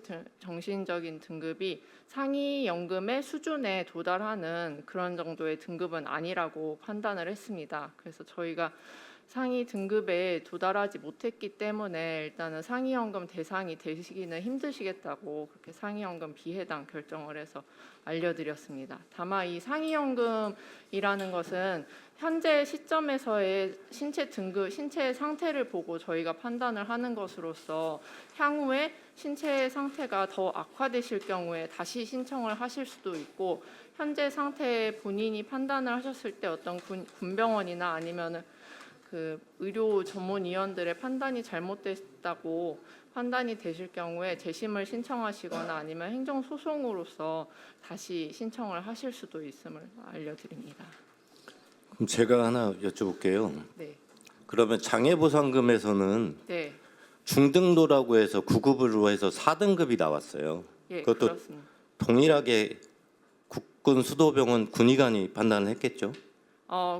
그 수도병원 의무조사 의결서에 제가 의결서를 뭐 이렇게 면밀히 살펴보지는 못했지만은 의결서에 심신장애 등급 9등급이라고 이렇게 나왔다면은 아마 중등도가 맞잖아요, 그러면. 그거는 심신장애 등급은 군인사법상에 저희가 심신장애 등급을 분류하고 있고 저희 상위연금은 군인재해보상법상의 상위 등급을 아니 그러니까 제가 있는데, 말씀드리는 거는 네. 법률은 저도 다 알고 있어요. 네. 근데 법률에 나온 거에 보면 군인 장애보상금의 경우 전창정 상사가 중등도에 해당한다고 국군 수도통합병원에서 판단을 했습니다.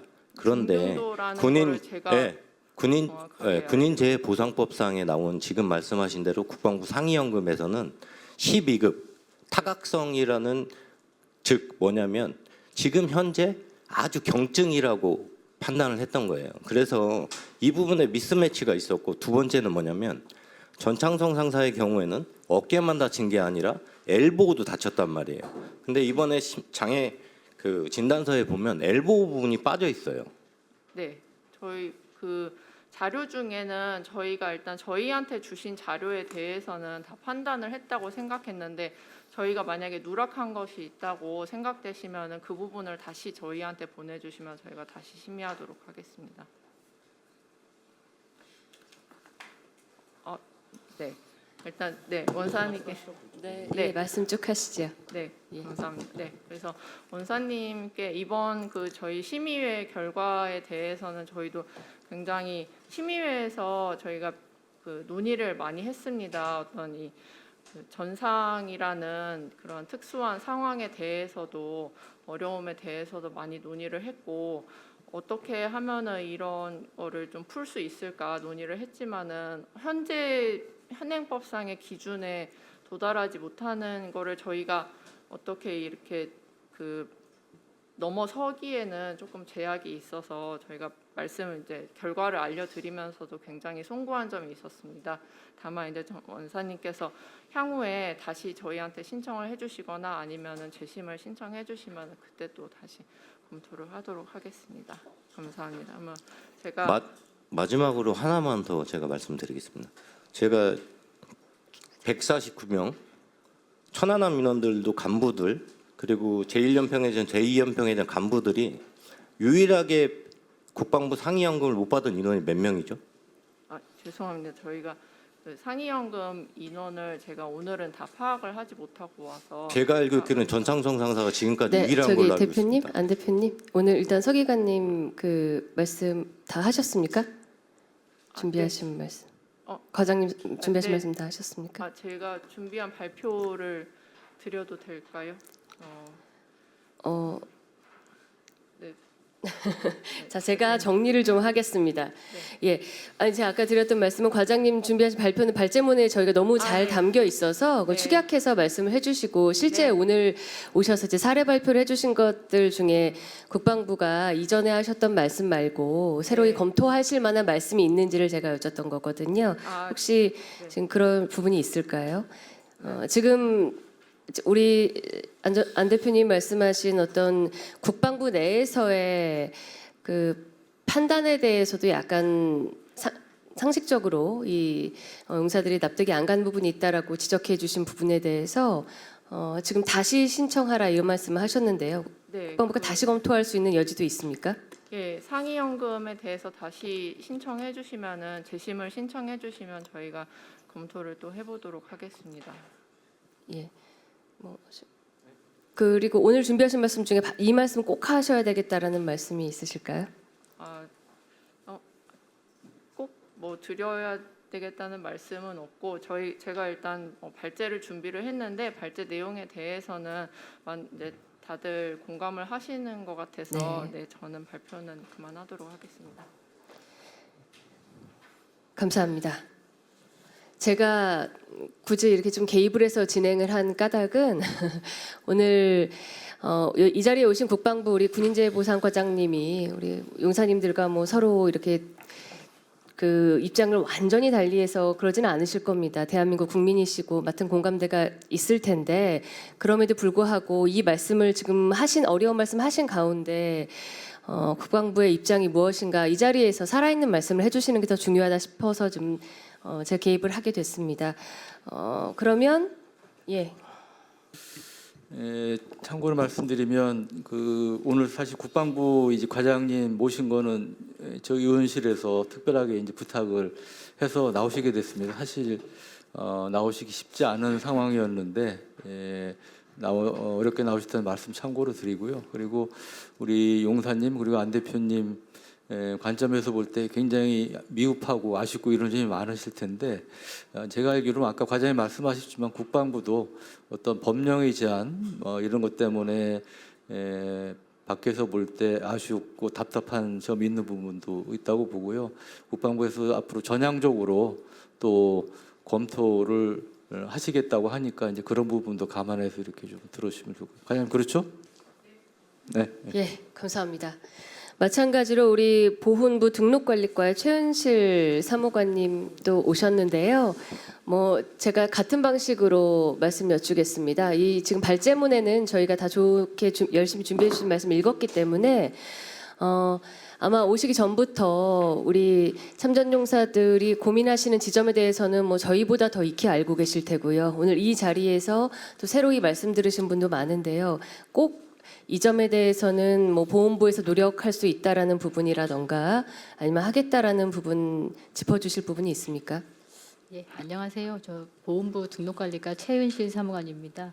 그래서 예, 저희 그 보훈심사 결과에 따라서 저희 제1연평해전 참전 영웅분들께서 상당히 그 마음의 상처를 많이 느끼신 거는 저희 보훈부 장관님도 되게 잘 알고 계시고요. 그래서 이 점에 대해서는 저희도 좀 무겁게 받아들이고 있습니다. 그래서 다만 이제 그 저희 보훈부에서 말씀드리고 싶은 거는 저희가 이 지연성 PTSD에 대해서가 뭐 그 어떤 제한된 기준을 두고 있지는 않고요. 저희 이제 보훈심사위원회에서 아까 그 말씀드렸던 것처럼 어떤 이제 그 직무 수행이나 어떤 전투와 그다음에 그걸로 인해서 발생한 그 질병의 어떤 그 관련성을 이제 보훈심사위원회에서 이제 여러 전문위원님들이 이제 보시고 종합적으로 이제 심사해서 이제 판단해서 이제 하신 사항인데요. 다만 이제 저희도 아까 이제 그 저희 보훈부가 놓치고 있는 점이 무엇인지 지금 또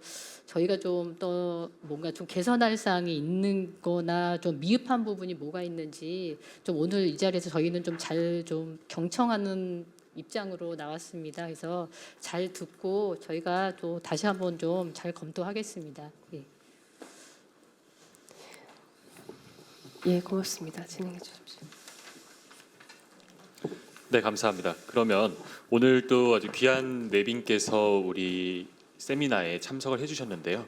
우리 이종근 시사평론가님께서 오늘 지연성 PTSD에 대한 이해와 보훈 정책 우리 세미나의 총평을 한번 해주시면 감사하겠습니다. 여러분 큰 박수 부탁드립니다. 네, 저는 이 군에 관련된 어떤 전문가도 아닙니다. 그리고 이 PTSD와 관련돼서도 최근에 이 문제점을 알게 되었습니다. 그런데 사실 저도 이제 국회 세미나에 많이 참석을 했었고 또 저도 발제도 했었고 했는데 오늘처럼 이렇게 고통스러운 자리는 처음입니다. 그치? 고통스럽고 부끄럽고 참담합니다. 보통 우리가 그 성폭력과 관련돼서 어떤 그 제도 개선을 만약에 하는 세미나가 있다고 쳤을 때 피해자가 이렇게 공개적으로 자신의 과거를 기억해내면서 이야기를 해야 될까요? 지금 앞에 계신 분들은 그것을 기억해내면서 또다시 고통스러워 하시거든요. 그 고통을 그대로 전달받으면서 사실 이게 처음이 아니신 걸로 저는 알고 있습니다. 아까 보훈부 사무관께서 경청하겠습니다 이렇게 말씀하셨지만 이거 처음 여러분들 처음 지금 이 말씀 하시는 겁니까? 아니신 걸로 알고 있어요. 보훈부에 얼마나 많이 이야기를 지금까지 했습니까? 근데 지금에 와서 또다시 경청하겠다. 아마 배현진 의원께서 이번에 개입하시지 않으셨다면 제가 여기에 써져 있는 두 공무원분들이 써져 있는 대로 만약에 읽었다면 아마 굉장히 제가 폭발했을 겁니다. 그런데 다행히 배 의원께서 여기에 있는 글 말고 실질적으로 지금 오신 분들에 대한 답변을 해달라라고 해서 지금 그나마 경청이라는 말까지 끌어낸 것 같습니다. 오신 분들 굉장히 큰 어떤 그런 마음으로 오셨겠지만 제가 이 부분에 PTSD에 대해서 관심을 갖게 된 건 보훈부 차관님 덕분입니다. 강윤진 차관님. 강윤진 차관님이 10월 2일 날 국제 컨퍼런스에서 선정호 수병 그때 계셨죠? 그 자리에. 이렇게 당시에 실질적으로 참전해서 피해를 입고 고통을 호소하는 수병 앞에서 이렇게 얘기했습니다. 제1연평해전 유공 신청 8명 중 4명이나 된 거면 많지 않느냐. 그 다음 표현이 더 기가 막혔습니다. 6.25 참전 유공자들은 다 유공자로 인정해야 되느냐. 저는 어렸을 때부터 배운 게 참전하신 분들 다 유공자 아닌가요? 물론 공에 따라서 더 많은 훈장이라든지 또 거기에 걸맞는 대우를 해야 되겠지만 참전한 분들이 다 유공자냐라는 인식 때문에 제가 특정인에 대해서 뭐 비난을 하려거나 혹은 여기 오신 보훈부 공무원을 공박하려고 하는 건 아닙니다. 하지만 이력을 한번 봤습니다. 강 차관 1999년에 행시에 합격을 했더군요. 4월에. 우리 1999년 얘기 오늘 굉장히 많이 나오죠. 왜? 연평해전이 6월 달에 벌어졌기 때문입니다. 자신은 보훈처에서 25년을 근무했습니다. 보훈처에서 공무원 생활을 행시붙고, 그래서 25년 동안 이분은 최초라는 타이틀을 다 거머쥐었어요. 보훈부 최초 서기관, 보훈부 최초, 최초 해서 차관까지 됐습니다. 저는 낙하산으로 다른 정치인이 돼서 장관이 됐다거나 그런 게 아니라 그야말로 젊은 나이에 행시돼 갖고 보훈처에 들어가서 25년 동안 보훈처에 온갖 그런 보직을 다 했다면 최소한 보훈처라는 곳이 어떤 곳이고, 그리고 보훈처가 이렇게 무슨 보험회사 심사관처럼 어떻게 하면 돈 안 줄까, 어떻게 하면 배제할까 따져가면서 하는 그게 아니라, 어떤 공무원들은 전부 다 영혼이 없다고 하지만 저는 최소한 국방부와 보훈처는 영혼이 있어야 되는 곳이라고 저는 생각을 하거든요. 그런데 이런 어떤 생각을 갖고 보훈처의 차관이 됐다 한다면 전 특정 어떤 진영과 정권의 문제가 아니라고 생각을 합니다. 이런 생각을 가진 보훈부가 있다면, 보훈처라고 자꾸 해서 죄송합니다. 보훈부가 있다면 이 문제를 해결하는 건 보훈부가 없어져야 돼요. 안 그렇습니까? 보훈부의 장관은 지금 권오일이라고 옛날에 국회의원 했던 사람 낙하산으로 된 사람이니까 제외한다고 하더라도 보훈부에서 자신의 인생을 다 바친 차관이 하는 발언이 4명이 되면 막는 거 아니냐라는 인식을 갖고 있다면, 그 인식을 바꾸지 않으면 제도 입법한들 뭐가 달라지겠습니까? 입법하는 족족 아마 이렇게 될 겁니다. 법에 따르면 하고 빠져나갈 구멍 많아요. 그렇지 않습니까? 그러니까 다시 저는 문제점을 오늘 깨달았습니다. 이게 제도의 문제가 아니구나. 오늘 들은 말씀 중에 제가 가장 기억에 남는 건 이겁니다. 국가를 위해 싸웠는데 지금은 국가를 상대로 싸우고 있다. 이 전쟁에 여러분들만이 아니라 많은 국민들이 참전하게 될 겁니다. 그래서 단순히 입법 문제가 아니라는 걸 오늘 제가 깨달았고요. 한 가지 제가 이 얘기를 하게 된 동기가, 제가 취재를 한 번 한 적이 있어요. 저도 기자 생활을 했었는데 참전용사입니다. 6.25 참전용사가 외국에 이민을 갔어요. 그랬더니 그 나라에서 이민 심사를 하고 하다가 6.25 전쟁에 참전하셨냐고 묻더래요. 그래서 나 참전했다. 그랬더니 수당이 100만 원이 넘게 나온답니다. 그래서 기가 막혀서 나는 내 나라를 지키기 위해서 지금까지 6.25 참전용사라고 했고, 지금 내 나라에서 준 건 지자체에서 3, 40만 원이 고작이었다. 근데 왜 우리나라가 아니라 당신네 나라가, 물론 당신네 나라도 참전했지만 우리나라를 위해서 참전해 준 건 고맙지만 왜 나를 그렇게 해주냐 그랬더니 그 나라에서 하는 말이 그거더래요.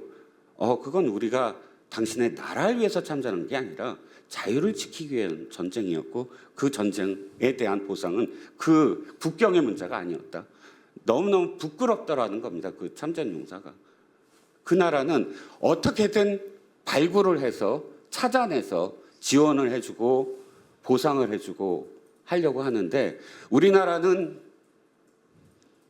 보훈처라는 곳, 보훈부라는 곳, 국방부라는 곳이 이 두 분을 이야기하는 거 아닙니다.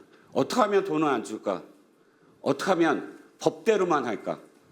의원 입법만 있습니까? 정부 입법도 있어요. 그런데 의원님들이 해주시면 우리가 법에 따라서 그 법을 지키겠습니다. 라는 답변이 아직도 나오고 있습니다. 아직도 우리는 후진국에, 정말 후진국에 살고 있다는 걸 오늘 깨닫고, 저 또한 이런 말을 할 자격이 없습니다. 부끄럽습니다. 여러분들 앞에서.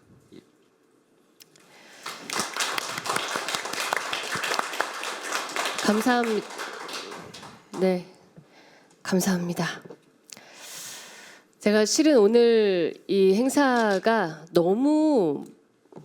여러분 너무 힘든 이런 자리를 여러 차례 가지셨을 것 같아서 무겁지 않게 시작하려고 좀 처음에 노력을 했는데요. 역시나 마음이 숙연해질 수밖에 없는 자리인 것 같습니다. 오늘 국방부와 우리 보훈부를 대표해서 나오신 두 분의 과장님과 사무관님도 제가 두 분이 여기 오신 용사님들을 상대로 맞서기 위해서 논리에 반박하기 위해서 준비해서 나오신 거라고는 생각지 않습니다. 다만 이분들이 아까 지금 이종근 우리 평론가께서 말씀하신 대로 계속해서 자신의 아픔을 꺼내시는 거는 굉장히 힘든 일이거든요. 그 절절함을 오늘 다시 한번 부처로 돌아가셔서 대표해서 좀 절박하게 전달을 해주시는 그 역할을 해주셨으면 좋겠습니다. 두 분께 부탁드려도 되겠습니까? 예, 부탁드리겠습니다. 제가요 여기 계신 용사님들 너무 코웃음 지으실 텐데 작년에 좀 사고가 한 번 있었습니다. 제가 머리를 다치는 사고가 있었는데 그것 때문에 올해 개두 수술을 했거든요. 근데 저는 아직도 귀가 잘 완벽하게 들리지 않습니다. 근데 저같이 작은 사고를 당한 사람도 누군가 앞에서 정서적인 어려움이나 이 사고에 대해서 얘기할 때 자꾸 저도 모르게 괜찮은 척을 하게 되더라고요. 그래서 사람들이 엄살 떤다고 할까봐 아니면 저 때문에 걱정할까봐 뭐 여러 가지 이유로. 근데 여러분 오늘 말씀 들으면서 아 정말 저희가 국회의원으로서 잘못하고 있구나라는 반성을 크게 했습니다. 이 자리에 일단 모셔서 이렇게 아픈 얘기를 재차 3차 거듭 꺼내시게끔 할 수밖에 없었던 저희의 부족함과 게으름을 다시 한번 죄송하다고 말씀을 제가 좀 드리고 싶고요. 저 여기 유용원 의원님과 아까 다녀가신 의원님들과 제가 약속건데 여러분들이 대한민국을 지킨 잊혀진 수병이 되지 않도록 다시 한번 오늘 이 말씀들을 국민들께 목소리 크게 전하는 방법을 찾고 노력하도록 하겠습니다. 다시 한번 죄송하고 오늘 나와주셔서 진심으로 감사드립니다. 고맙습니다.